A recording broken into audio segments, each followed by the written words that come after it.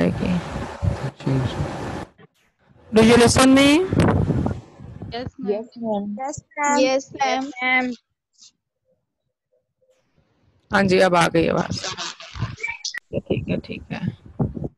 चलें जी। अस्सलाम वालेकुम। वालेकुम सलाम। वालेकुम अस्सलाम। बच्चों, आपको आवाज ठीक आ रही है मेरी आज? अस्सलाम मैम। ओके, चलें आप लोग सब अपने आप को म्यूट करें, मैं लेक्चर शुरू करूं।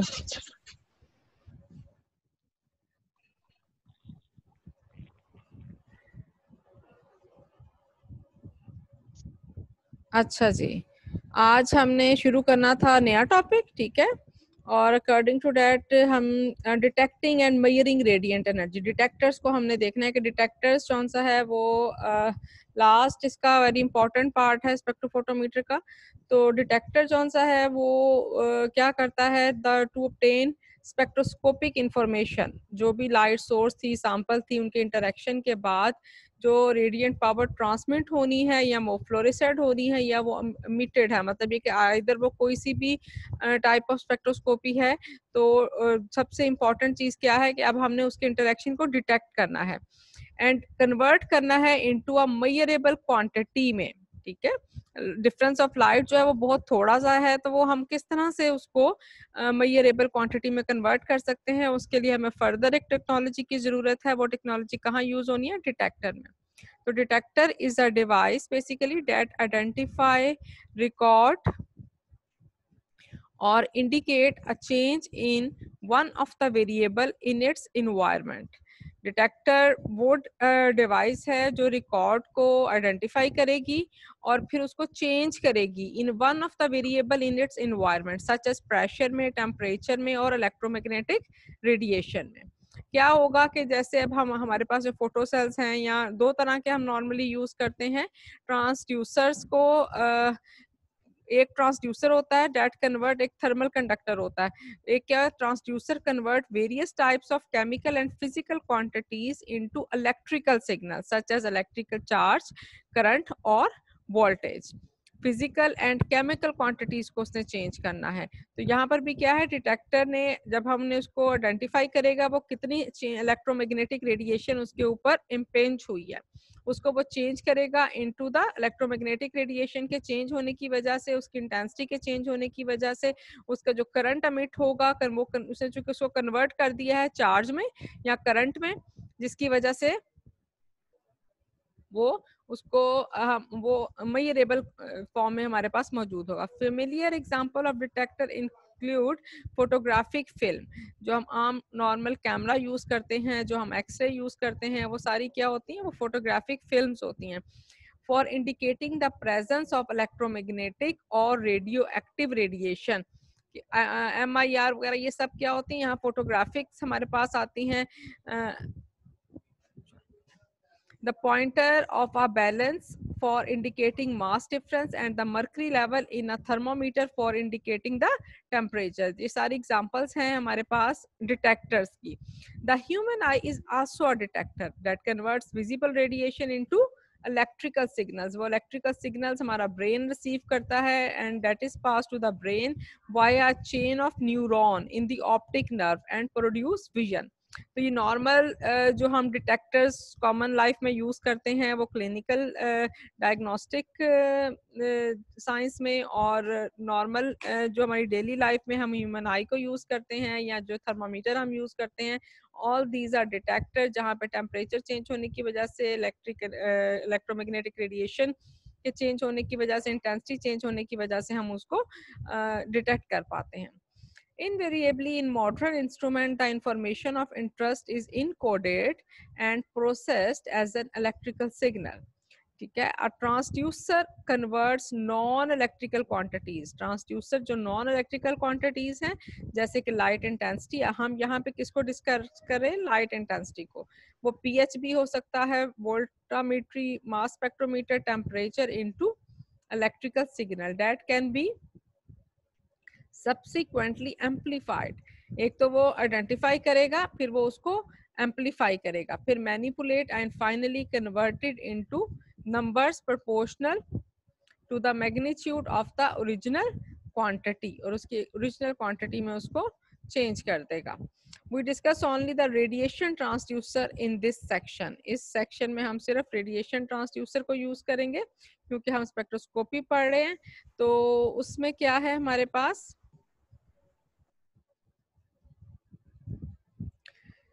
रेडिएशन ट्रांसड्यूसर की प्रॉपर्टीज क्या होना चाहिए? जितना वो डिटेक्ट करे, जो उसके पास चेंजेस आए. अब बहुत सारी हमने कहा कि उसमें जो है एफिशिएंसी हर इंस्ट्रूमेंट की जिससे मिलकर वो बना है हमारे पास, उसकी अपनी एक जो एमिटिंग पावर है उसको उसने सब्ट्रैक्ट करना है किस में से? टोटल को जो हमारे पास हमारा सैंपल का इंटरेक्शन है, हमारा सिग्नल्स को हमने जो रिक्वायर्ड सिग्नल्स हैं, जो हमारा लेवल ऑफ इंटरेस्ट है, उसको हमने बाकी सारे सराउंडिंग से अलहदा करना है. तो उसके लिए क्या करते हैं? The ideal transducer from electromagnetic radiation respond rapidly to low level of the radiant energy over a broad wavelength range.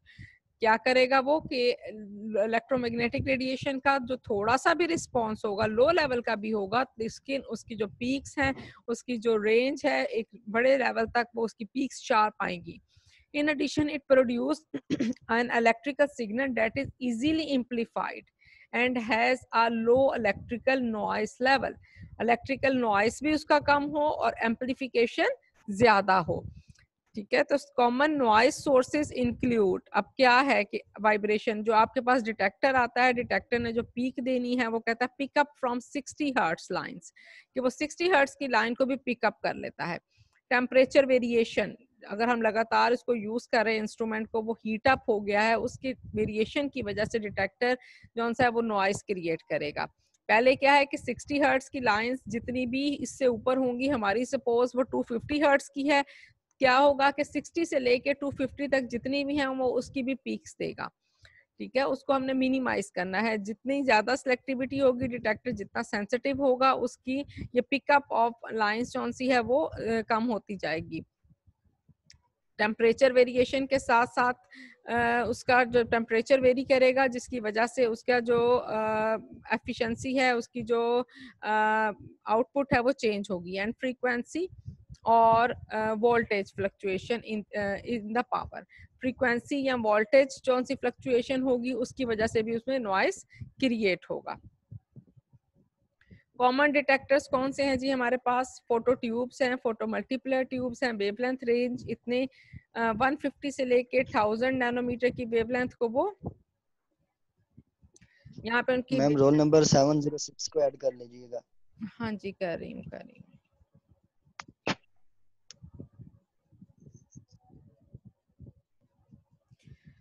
Photo multiplayer tube है, सिलिकॉन डायोड्स हैं, फोटो कंडक्टिव cells हैं, तो all these are the photo detectors, photo tubes, photo multipolar tubes, silicon photodiodes and photoconductive cells. और thermal detectors, thermocouples, bolometers, pneumatic cells and pyroelectric devices. These are the 4 types of thermal detector, जहाँ पे वो क्या होगा, signals कैसे appear होंगे by change in the temperature of the detector, और यहाँ पे क्या होगा by change of intensity of light की वजह से आपके पास signals develop होंगे. Finally, the electrical signal produced by the transducer should be linearly related to the radiant power of the beam. Source ने जो लाइट दी थी, इंटरेक्शन करने के बाद सैंपल से जो भी लाइट अमिट हुई है उसकी अपनी एक रेडियंट पावर बन गई है. अब वो रेडियंट पावर जो सी है वो डायरेक्टली प्रोपोर्शनल है जी के. जी क्या है, इलेक्ट्रिकल रिस्पॉन्स है. पावर ज्यादा होगी रिस्पॉन्स ज्यादा होगा, पावर कम होगी रिस्पॉन्स कम होगा. के क्या है, के is the constant of the detector. कि डिटेक्टर का जो रिस्पॉन्स है, हर चीज का एक कांस्टेंट होता है. कि इलेक्ट्रिकल के is the it is the constant response, कि कितनी वेरिएशन के साथ कितना एक उसकी अपनी, जैसा मैंने अभी कहा कि 60 मेगाहर्ट्ज जौन सा अगर हम इलेक्ट्रोमैग्नेटिक ट्रांसड्यूसर की बात करते हैं, डिटेक्टर की बात करते हैं, तो उसके बाद जितनी भी लाइंस हैं, एक नॉर्मल जो डिटेक्टर है वो उसको डिटेक्ट करना शुरू कर देता है. तो G is the electrical response of the detector in units of current, voltage और चार्ज. ठीक है, करंट, वोल्टेज और चार्ज की फॉर्म में जी जौन सा है वो हमारे पास आएगा. The proportionality constant K, it measures the sensitivity of the detector in terms of electrical response per unit of radiant power input. per unit of radiant power input जब हम फोटो मल्टीप्लर ट्यूब पढ़ेंगे तो हम देखेंगे कि अगर एक इलेक्ट्रॉन, एक फोटोन उसके ऊपर स्ट्राइक करता है तो as a result change in intensity को कैसे वो रीड आउट करता है, कैसे उसकी सेंसिटिविटी को इन्हांस किया जाता है, जिसकी वजह से पीक्स कौन सी हैं वो बहुत प्रोमिनेंट आती हैं एज कंपेयर के जितनी लाइट हमने उसको, जितनी लाइट इंटेंसिटी है, अगर हम वो उसी इंटेंसिटी को डायरेक्ट मेजर करेंगे तो वो सिग्नल्स कौन से हैं वो शार्प नहीं होंगे, वो रीडेबल, उनको इंटरप्रेट करना मुश्किल होगा. Many transducer exhibit a small constant response K dash known as dark current. Dark current क्या होता है? Is a current produced by the radiation transducer when no light strikes the device. वही बात कि अगर वो लाइट नहीं है लेकिन वो हीट अप हो रहा है, उसकी वजह से वो अपने कोई सिग्नल्स दे रहा है, तो ये डार्क करंट जौन सा है, डार्क करंट हेल्प करेगा हमें बैकग्राउंड करेक्शन में. Even no radiation strikes their surface, instrument with transducer that have a significant dark current response are usually equipped with an electronic circuit or computer program to automatically subtract the dark current. Thus, under ordinary circumstances, we can simplify the equation G is equal Kp. ठीक है जी, तो K dash क्या है, ये चूंकि हमने इसको यहाँ से क्यों ओमिट कर दिया, equation will become G is equal Kp, क्योंकि वो कहता है आप चूंकि ऑटोमेशन है जिसकी वजह से ऑटोमेटिकली जो आपका कंप्यूटर है वो इन सिग्नल्स को जो कि डार्क करंट की वजह से होता है वो उसको ओमिट करके हमें एक बहुत अच्छी शार्प पीक दे देता है. इसलिए अब हम कहेंगे जो ट्रांसड्यूसर है उसका working principle G is equal Kp. अच्छा, अब टाइप्स ऑफ ट्रांसड्यूसर क्या हैं? अभी हमने जैसे ऊपर पढ़ी है कि बेसिकली 2 टाइप्स में हम करते हैं उसको, एक को हम कहेंगे फोटोन डिटेक्टर और एक को हम कहेंगे थर्मो डिटेक्टर. तो there are 2 general types of transducer. One type जो रिस्पॉन्ड करती है फोटॉन्स की वजह से, और दो अदर टाइप ट्रांसड्यूसर की जो रिस्पॉन्स करती है due to the change of heat की वजह से. All photon detectors are based on the interaction of radiation with the reactive surface, either to produce electrons or to promote electrons to energy state in which they can conduct electricity. या photoconduction कर सकते हैं वो.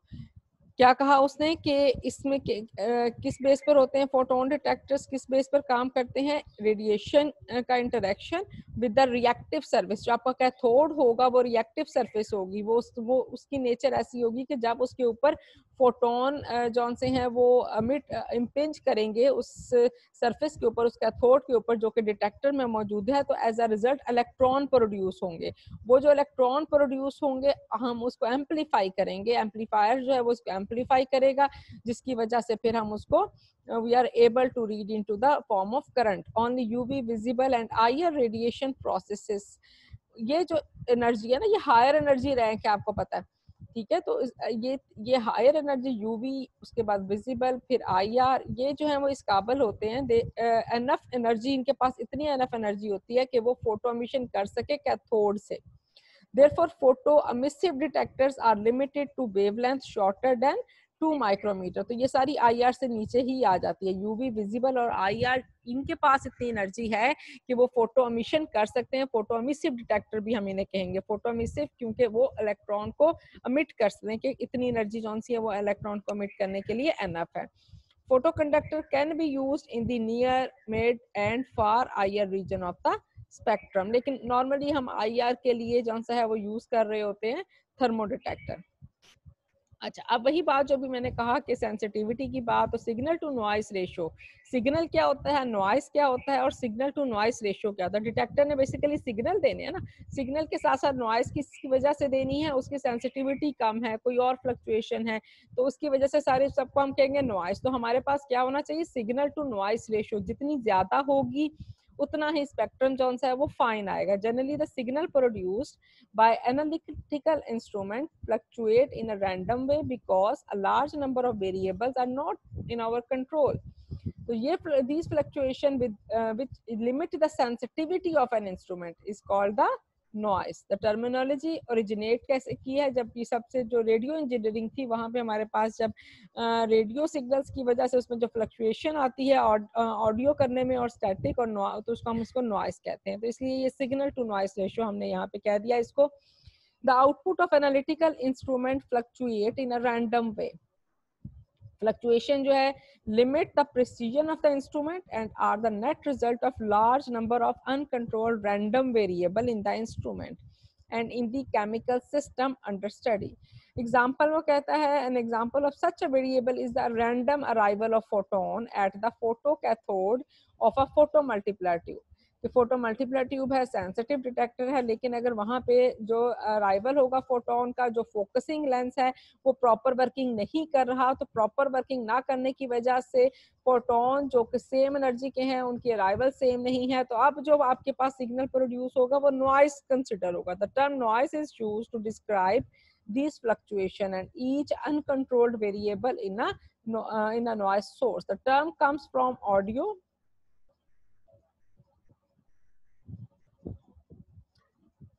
ये आपके पास example उसने दी है कि signal to noise ratio, signal S/N 100%, signal 100% है, नॉइस की कोई परसेंटेज नहीं है, सिग्नल टू नॉइस रेशियो 100% है, तो आपके पास ये पीक ऐसे पीक आएगी। और ये आपको बहुत क्लियर बताती है कि ये आपकी 5 सपोज ये 540 है और ये आपके पास 570 या 580 नैनोमीटर पर आपकी पीक्स आ रही हैं। लैम्डा मैक्स जॉन सी एब्जॉर्बेंस जो है मैक्सिमम इन दो पीक्स पर है। यहाँ पर क्या हुआ कि अब ये जो पीक्स हैं ये भी आ रही हैं, ये थोड़ी सी इसमें अब फ्लक्चुएशन आ रही है, इतनी शार्प पीक नहीं है जितनी कि ये। अब यहाँ पे डिवाइडेड बाय 2 हो गया, यानी कि आधे आपके पास 50% जो है वो जो सोर्स है, जो सिग्नल्स हैं वो 50% ज्यादा है नॉइस के मुकाबले में। ये 20% यही पीक है, 10%, ठीक है। ये सिग्नल्स जो है वो 10 टाइम्स स्ट्रॉन्गर है देन नॉइस। यहाँ पे 5 टाइम्स स्ट्रॉन्गर है सिग्नल्स, यहाँ पे 2 टाइम्स स्ट्रॉन्गर है signals as compare to the noise, और यहाँ पे 1 टाइम, यानी कि इक्वल है, 1:1 की रेशियो है यहाँ पे। तो अब एज वी गो अप क्या हो रहा है, आपके पास वही सैंपल है, वही सारी एक्सपर्टीज है, फर्क सिर्फ किसका आ रहा है, difference is only due to the detector की जो सिलेक्टिविटी है, जो सेंसिटिविटी है वो डिक्रीज होती जा रही है। डिटेक्टर की सेंसिटिविटी डिक्रीज होने की वजह से सिग्नल टू नॉइस रेशियो जौन सी है वो कम होती जा रही है। सिग्नल की नॉइस से जो रेशियो है वो कम होती जा रही है ग्रेजुअली, और हम अब ये इस स्पेक्ट्रा से we are not able to detect the proper value of over lambda max और ओवर अब्जॉर्बेंस। तो absorption spectra of haemoglobin with identical signal level, हमने देखा कि हीमोग्लोबिन का ये स्पेक्ट्रा था, but different amount of noise के साथ आपका स्पेक्ट्रा कैसे वेरी करता है। और नॉइस किसकी वजह से आएगी? ड्यू टू द वेरिएबल, जो कि वो वेरिएबल्स जो कि डिटेक्टर जौन सा है उनके लिए उसको कंट्रोल करने के लिए उसके पास कोई जो है वो सोर्स नहीं है। And electronic engineering way undesirable, वो जो हम ऑडियो कह रहे थे कि नॉइस की हमने टर्म कहाँ से की, तो वो रेडियो की टेक्नोलॉजी की वजह से, रेडियो एंड इलेक्ट्रॉनिक टेक्नोलॉजी की वजह से, इंजीनियरिंग की वजह से हमने की where undesirable signals fluctuate appear to the ear as static और नॉइस। यहाँ तो हमें वो खामोशी हो जाती है या बहुत ज्यादा नॉइस होता है। The average value of the output of an electronic device is called the signal. Signal क्या है? टोटल जो इलेक्ट्रॉनिक डिवाइस की जो टोटल आउटपुट है उसे हम सिग्नल कहेंगे। And the standard deviation of a signal is the measure of noise. उसकी जो स्टैंडर्ड डेविएशन आपको पता है ना क्या होती है? कि जितने टोटल हमारे पास जितनी टाइम्स हमने उसको रिपीट करेंगे हम उसको, उसमें जितना डिफरेंस आएगा वो उसकी नॉइस होगी। important figure of the merit for analytical instrument, stereos, compact disc players, हम सारा ये सुनते रहते हैं जो आपके आजकल बहुत ज्यादा इन है। And many other types of electronic devices is the signal to noise ratio is defined as the ratio of the average value of the output signal to its standard deviation।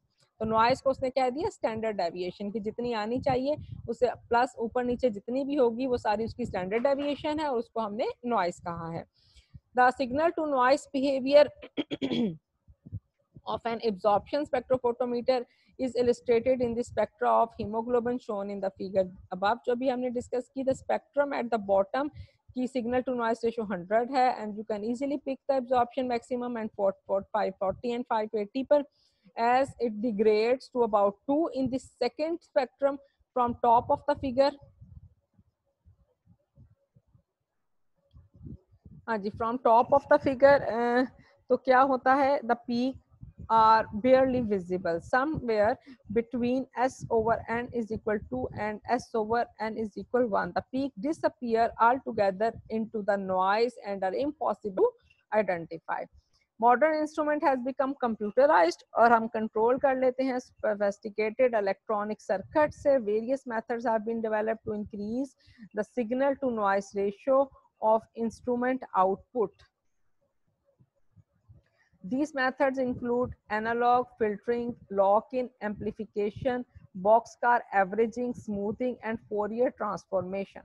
कौन कौन सी टेक्निक्स आजकल use हो रही हैं? या भी हम जब मैंने एक दो आपके साथ वीडियोस जो पहले शेयर की हैं उसमें भी क्या किया जाता है कि आपकी ऑडियो जो हम पहले रिकॉर्ड करते हैं, ऑडियो को यूज करते हैं, ऑडियो को फिर हमने इसको बेहतर करने के लिए सॉफ्टवेयर ऑनलाइन अवेलेबल हैं जिसमें कि ये बॉक्स कार एवरेजिंग और स्मूथिंग जौन सा है वो इजीली हो जाता है, लेकिन देन वर्किंग आपके इंक्रीज हो जाते हैं जिसकी वजह से फिर उस वीडियो की एक क्वालिटी को मेंटेन करना भी एक प्रॉब्लम बन जाती है। तो ये आपके पास मेथड्स हैं जिसकी वजह से आप सिग्नल टू नॉइस रेशियो को कम कर सकते हैं टेक्नोलॉजी को यूज करते हुए। जनरली वी डिटेक्ट, क्या हम डिटेक्ट करते हैं IR radiation को by measuring the temperature rise of the thermally sensitive material located in the path of the beam or measuring the increase in electrical conductivity of a photoconducting material। IR में normally मैंने अभी पहले भी आपको बताया है कि हम थर्मल सेंसिटिव डिटेक्टर यूज करते हैं। हाँ जी, वो इस काबिल तो हैं आपके जो कि IR की रेडिएशन 2 माइक्रोमीटर से कम ही हो रही होती है, लेकिन फिर भी हमारे पास सम टाइम जो बॉन्डिंग है, सारे अगर बॉन्ड्स को हमने स्टडी करना है, रीड करना है, तो अगर किसी की इतनी लो एनर्जी है तो फिर उसकी सिग्नल, उसकी IR की जो स्पेक्ट्रम है उसकी मोर एंड मोर ऑथेंटिसिटी के लिए we prefer to use the thermal detecting instrument detectors। Because the temperature change resulting from the absorption of the IR energy are tiny, ambient temperature must be controlled carefully to avoid large error। The detector system often limits the sensitivity and precision of an IR instrument के detector system जो है वो limit कर देता है sensitivity and precision of IR instrument, लेकिन इसका एक ये इकोनॉमिकली भी थोड़ा सा चीप भी होता है। और इसकी जो फोटो कंडक्टिंग मटेरियल है वो भी हम यूज़ में दोनों पॉसिबिलिटीज़ हैं, लेकिन जो नॉर्मली हमारे पास मौजूद होते हैं डिस्पर्सिव वाले जो आईआर हैं वहाँ पे आपके पास थर्मल डिटेक्टर ही होते हैं। जो आपके फोरियर ट्रांसफॉर्म होते हैं उसमें समटाइम जो है वो यूज़ हो रहा होता है फोटो डिटेक्टर।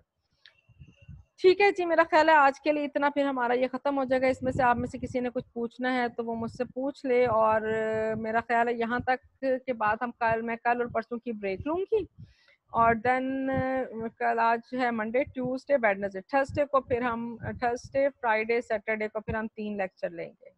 ठीक है, आप ये मीनवाइल 2 दिन में पिछला सारा सिलेबस एक दफ़ा गो थ्रू कर लीजिएगा, ताकि कोई कौन सा है आपको साथ साथ आप उससे पढ़ते रहें। ठीक है, आप कोई और किसी ने क्वेश्चन करना हो तो वो बता दें।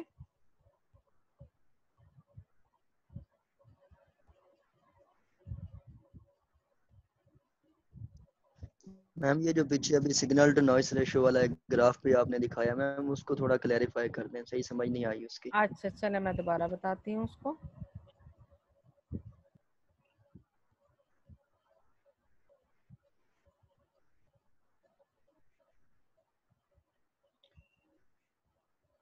ये सिग्नल टू, ये हीमोग्लोबिन का स्पेक्ट्रम है। ठीक है, इसको स्टडी किया। हीमोग्लोबिन रेड सेल होते हैं ना आपके, उसमें जो आपका ब्लड टेस्ट होता है उसमें कितना एचबी प्रेजेंट है, तो उसके लिए 450 से लेके 600 नैनोमीटर तक का हमने स्पेक्ट्रम रन किया है। ये इसका स्पेक्ट्रम आया कि 450 पर ये एचबी इतना शो कर रही है एब्जॉर्प्शन, इसी तरह से एब्जॉर्प्शन लो होती जाती है। और ये वो पॉइंट है जहाँ पे आपके पास ये वाला पॉइंट और ये वाला पॉइंट जहाँ पे मैक्सिमम पीक आ रही है, एब्जॉर्प्शन मैक्सिमम है इस सैंपल की। तो ये 540 है और ये आपके पास 570 या 580 नैनोमीटर है। अब ये एक डिटेक्टर है, सैंपल सेम है, टेक्निक सेम है, टेक्नीशियन सेम है, इंस्ट्रूमेंट सेम है, डिटेक्टर का फर्क है सपोज। ठीक है, तो डिटेक्टर, ये एक डिटेक्टर था, इससे ये आपके पास सिग्नल्स आए हैं। इसके सिग्नल टू नॉइस रेशियो, ये यहाँ पे क्या दिखाया हुआ है, सिग्नल टू नॉइस रेशियो, यहाँ पे 100 है इसकी वैल्यू, S/N जो है वो 100 है, कि सिग्नल सारे के सारे 100 के 100 सिग्नल्स जो हैं वो आपके सिग्नल्स हैं, और नॉइस यहाँ पे नॉइस की कोई वैल्यू नहीं है, 100:1 भी रेशियो नहीं है। ठीक, इन दिस केस क्या है, 50 हो गई है, 50 जो सिग्नल्स हैं वो 50 हैं, कि यहाँ पे जो नॉइस है यहाँ पे इसका मतलब है कि ये सिग्नल की रेशियो कम होगी, तो बाकी 50 के अलावा जो सारी वैल्यूज हैं वो नॉइस की हैं। ठीक है, तो थोड़ी सी या इसकी शार्पनेस जो पीक है, पीक जो है वो थोड़ी सी डिग्रेड हो गई है। इन दिस केस क्या है, 20 रेशियो क्या है, 20 जो सिग्नल हैं वो 20% आ रहे हैं, बाकी सारी जो है इसमें जितनी भी चीजें अपीयर हो रही है सिग्नल्स 20% है, बाकी वो नॉइस है। In this case 10% signal की ratio as compared to the noise. In this case 5% signal की ratio है as compared to the noise.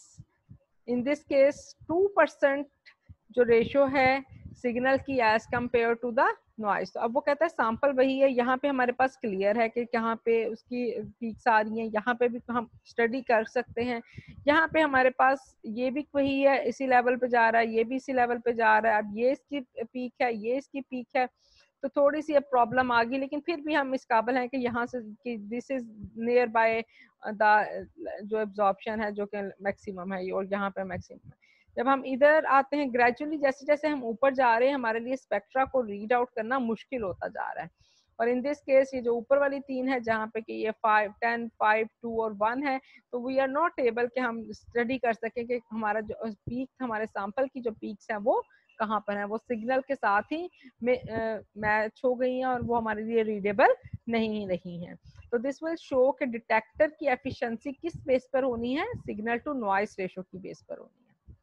ठीक है, तो सिग्नल टू नॉइस रेशियो जितनी ज्यादा होगी स्पेक्ट्रा उतना ही फाइन होगा, और वो किसकी बेस पर होगा, डिटेक्टर की सेंसिटिविटी की बेस पर होगा।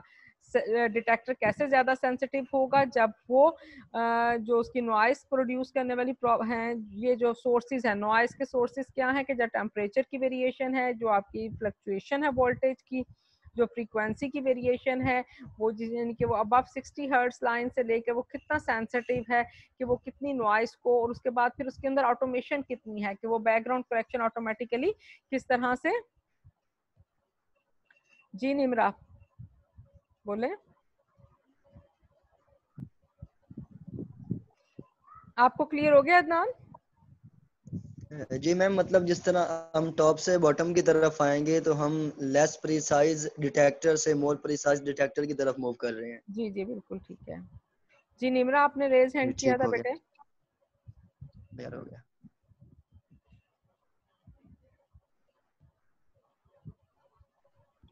मैम, जी बेटे।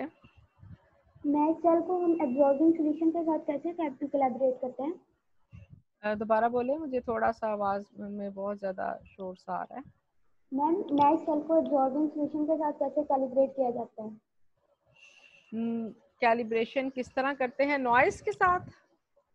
नहीं मैम, ये लास्ट एक्सप्लेनेशन मैं पूछ रही हूँ जो कल आपने कराया था। अच्छा, ये ना आप मुझे व्हाट्सएप पे जरा लिख के भेजो। जी मैम, मैंने किए हैं आपको सेंड सुबह। सुबह किया? अच्छा, मैंने भी दोबारा देखा नहीं। स्लाइड के सेकंड पॉइंट में सिरेशन पर मिलीमीटर सरफेस और बीम फोटोलिथ का वर्ड यूज हुआ है, इनका मतलब बता दें। ये वाला है ma'am, duplicate position of cell with respect to the beam. ये आपके जी क्वेश्चन मैम, है, डुप्लीकेट जी मैम, पोजीशन ये ऑफ सेल तीनों विद बता दें। Respect to the beam. Explain कर दे, जी मैम, ये डुप्लीकेट तीनों बता पोजीशन दें। Of a cell with respect to the beam match cell. अच्छा, ये मैं आपको भी बाद में फिर ना वॉइस मैसेज करती हूँ, ठीक है? अभी रनिंग ठीक है टाइम मैम। हमारा खत्म हो रहा है, तो अब ये मैं ये चाह रही थी, चले मैं फिर इंशाल्लाह अब आपको 2 छुट्टियां हैं, ठीक है, ट्यूसडे और वेडनेसडे। थर्सडे को 8:10 पे आप सब लोग अपीयर हो जाएं। 8:10 से लेके तो अभी भी मेरा ख्याल है हमारा 40 मिनट तक चला जाता है सेशन, चूंकि तो मैं ये चाह रही थी कि अगर हम 8:10 से 9:10 तक कर लें तो आपके 2 लेक्चर्स जो हैं वो कंसिडर हो जाएंगे और हमारा काम सिलेबस भी जरा क्विक खत्म होता जाएगा, ठीक है? और आपको थोड़े दिन के लिए जो सी वो जहमत उठानी पड़ेगी, ठीक है?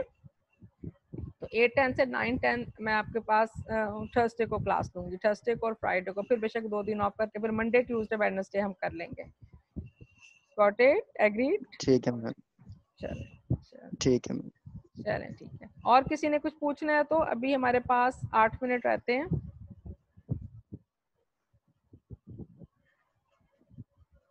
मैम ये सिलेबस की थोड़ी सी सीक्वेंस बता दीजिएगा हमें। हाँ एक जी, तो मतलब आपने पहले हमें एक पीडीएफ मैम सेंड किया था स्टार्ट में। मैं बताती हूँ, मैं अभी बताती हूँ आपको, एक दफ़ा दोबारा बताती हूँ। देखिए, एक तो हमारे वो जो लेक्चर्स हुए थे ना, हमने स्पेक्ट्रोस्कोपी की टाइप पढ़ी थी, उसका इंटरेक्शन पढ़ा था, प्रिंसिपल पढ़ा था, उसमें हमने लाइट की जो करेक्टरिस्टिक्स पढ़ी थी, फिर हमने उसके प्रिंसिपल की लिमिटेशंस पढ़ी थी, बी.एल. लैम्बर्ट लॉ, उसकी कैलकुलेशंस कैसे होती हैं, उसकी लिमिटेशंस क्या हैं। उसके बाद मैंने ये आपको वही जो अभी डबल बीम सिंगल बीम जो आपको पीडीएफ भेजी थी ना, वो उसी की एक टाइप थी कि उसमें सिंगल बीम क्या है, डबल बीम क्या है, मोनोक्रोमैटर क्या है, वो मैंने सब आपके साथ अब दोबारा भी शेयर कर दी है डिटेल से, ठीक है ना?